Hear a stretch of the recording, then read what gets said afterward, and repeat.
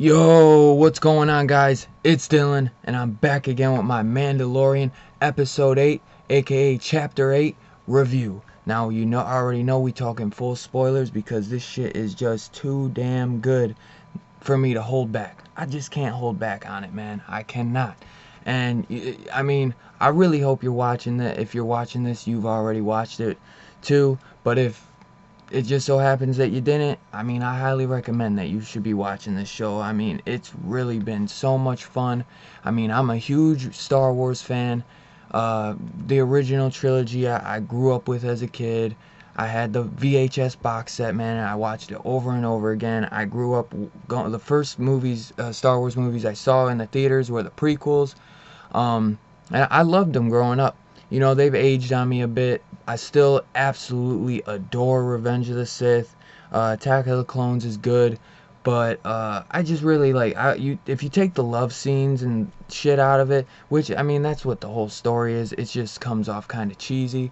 If you keep that in there, I still love it. But Boba Fett has just been one of my favorites growing up. So wow, like just to get a whole series on a Boba Fett like character, and this dude is way more badass than Boba Fett in my opinion. The Mandalorian is #1 now in my book. Like, I fucking love Boba Fett.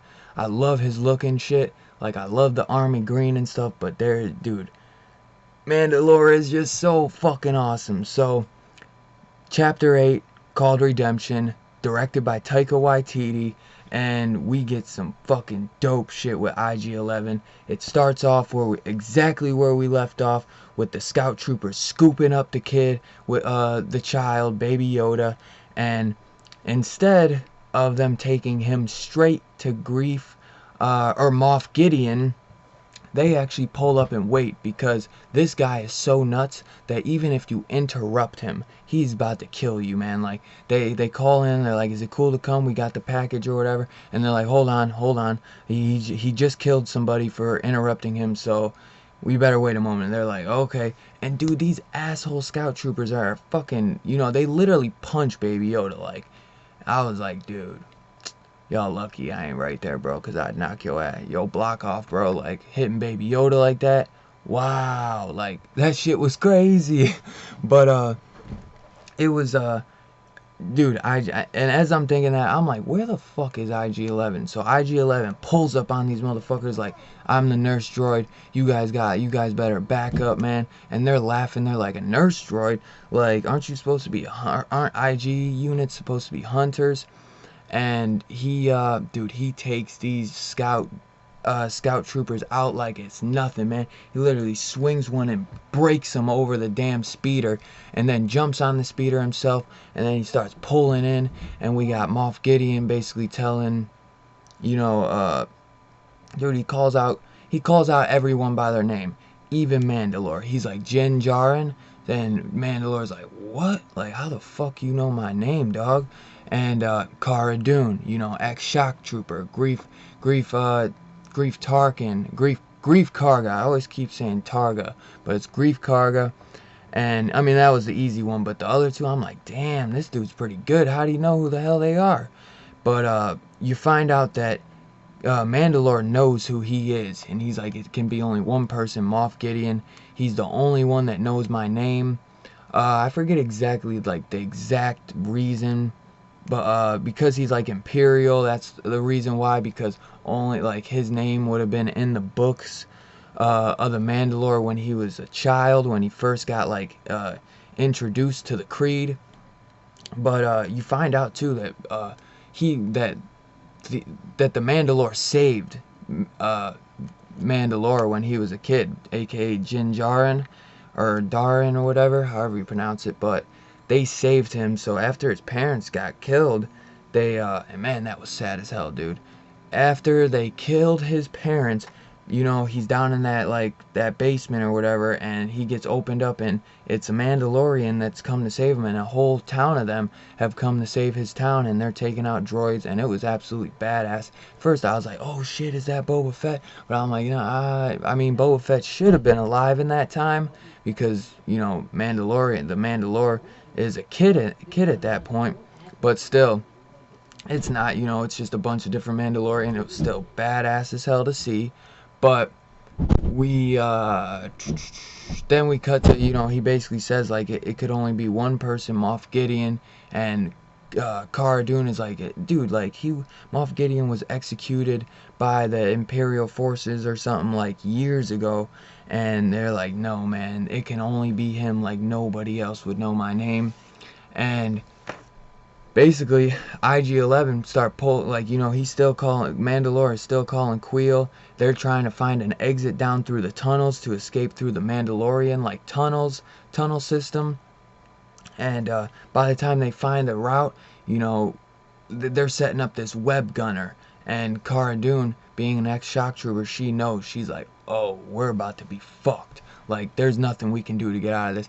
And they can't figure out how to, like, break through the steel to get down and through the tunnels. So IG-11, as Mandalore's trying to get through Queel, he's like, IG-11 comes in and he's like, Queel is dead. And he's like, what did you do? He's like, nothing, they killed him, but I have the package. And dude, IG-11 comes up into town on a speeder bike, blasting fools, ba ba ba ba ba, coming around corners, blasting.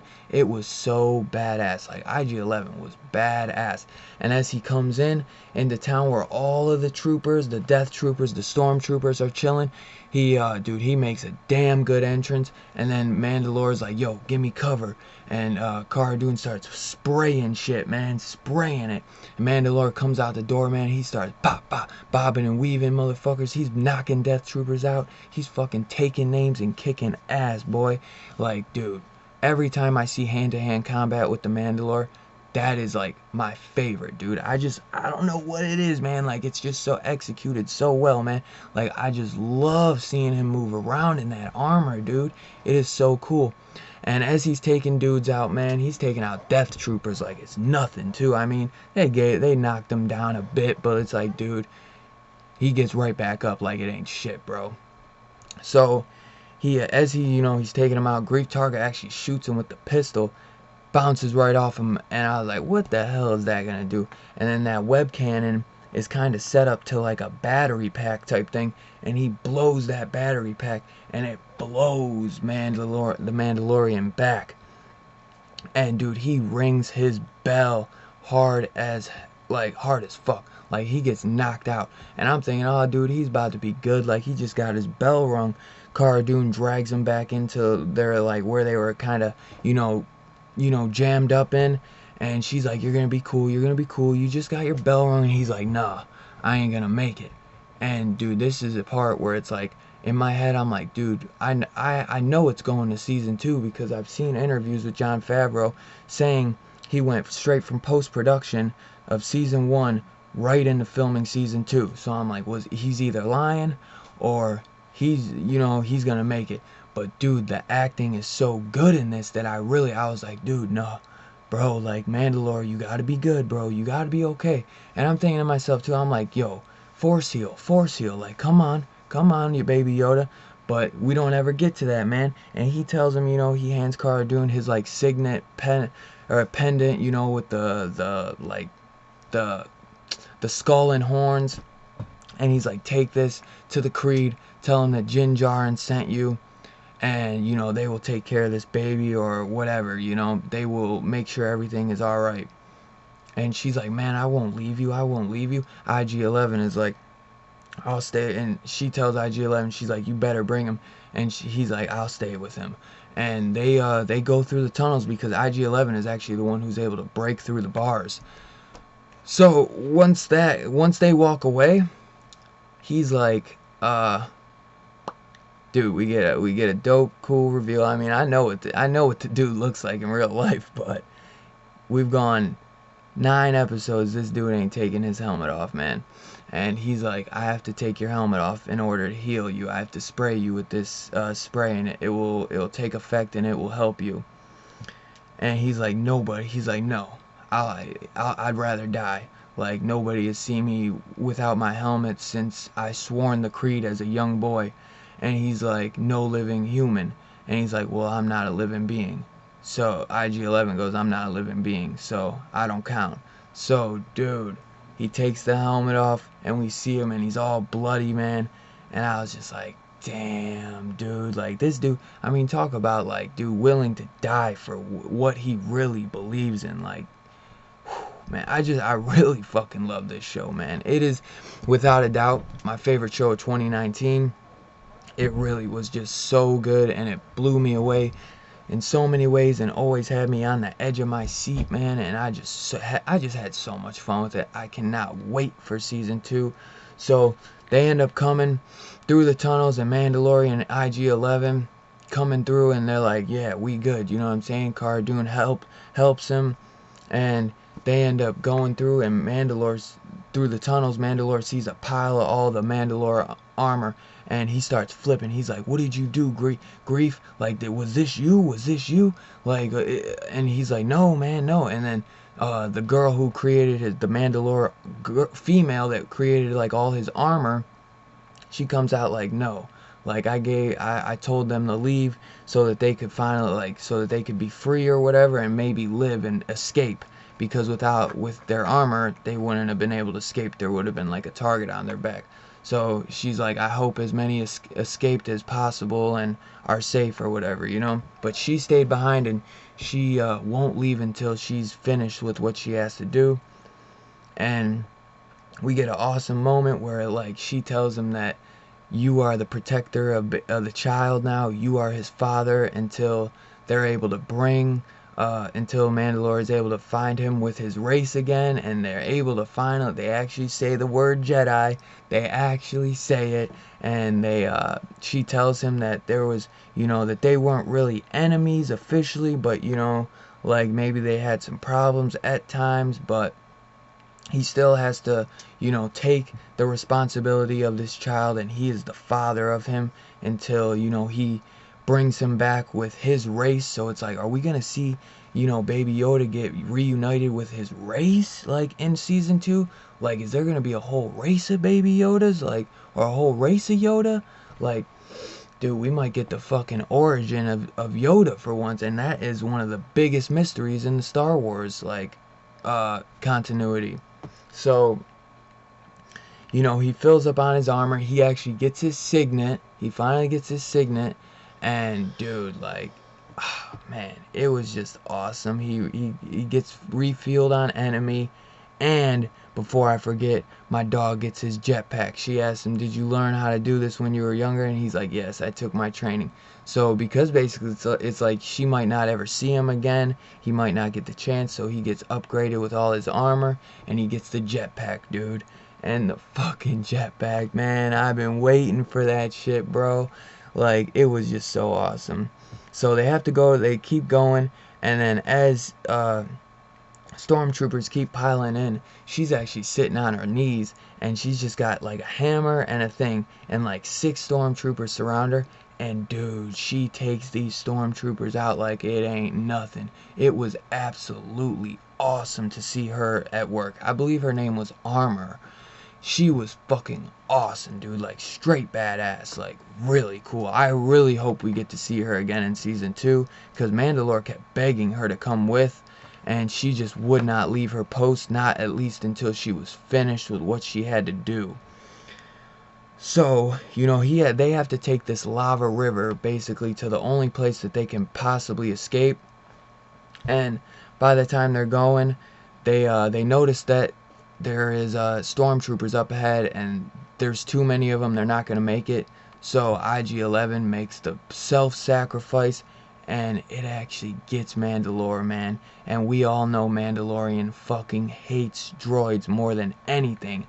And they're trying to come up with any plan, and IG-11 is there's no outcome in this where I don't die, and, you know, where the baby is safe. You know, my mission is to protect the baby, and this is the only way to protect the baby.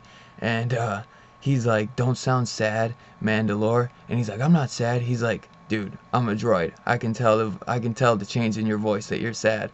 Like, it was so cool, man. And I felt like I was sad, man. I was like, damn, bro.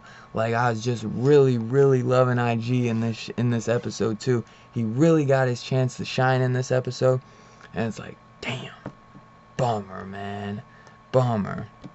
So, you know, he comes out and he self-destructs, takes out all of these, all the stormtroopers. But it ain't done yet. As they're coming out, Moff Gideon, you know, he's got his fighter pilot, and he's blasting, and they're like, there's nothing we can do. Like, our guns won't do any damage to the fighter pilot.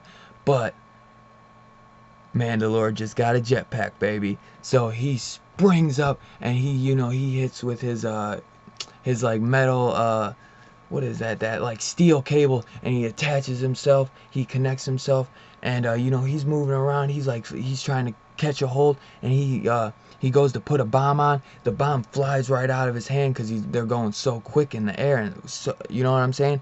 And then he finally is able to snap a because first he tries to come in through the top shooting, no use, and then he is able to barely get a bomb onto the wing, and that plane, and boom, the plane goes down crashing hard. And dude, he makes an awesome superhero landing because it's something with the jetpack. Like, the jetpack follows his commands, so he's not 100% perfect. You know, he did his training when he was younger, but it takes a while for the jetpack to follow your commands completely. But dude, I just cannot wait to see more jetpack use. Oh my god, like, for real. So, dude, the only part, as soon as he does a superhero landing, you know, Grief to Karga, and dude, like, Cara Dune, they like pull up, and it's like you got the music, and they're just like, oh, everything's going back to normal. Cara Dune's like, I think I'm gonna stay here, and Grief Karga's like, yeah, well, you know, this is Navarro, man, it's the land of opportunity or whatever, and you know, now that the Empire and the Imperials are gone, like, we can start over. You know, you could start fresh. Like, there's a spot in the guild for you. But, you know, Mando has more pressing matters to tend to for now. You know, maybe one day he'll come back to the guild, who knows, but for now he has more pressing matters to attend to. And Grief Karga, basically, he knew it too, but he just wanted to basically tell Mando, like, once you're done with what you gotta do, there's a home for you here in Navarro with the guild. But the way that they, like, were talking, I was just like, dude, go check that body real quick. Make sure Moff Gideon is 100% dead before we start celebrating. Come on now.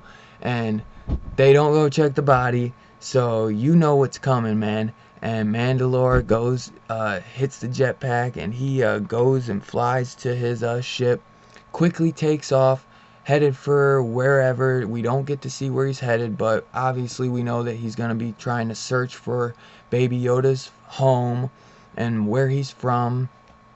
And then we cut to Moff Gideon's ship, and you see the Jawas, like, basically trying to scrap for metal and all that shit, as they always do. Then we see it's looking like, you know, kind of like something melting through, and I was like, this shit is like, it ain't something normal. This is looking like a saber or something. And I heard somebody say it was a black saber.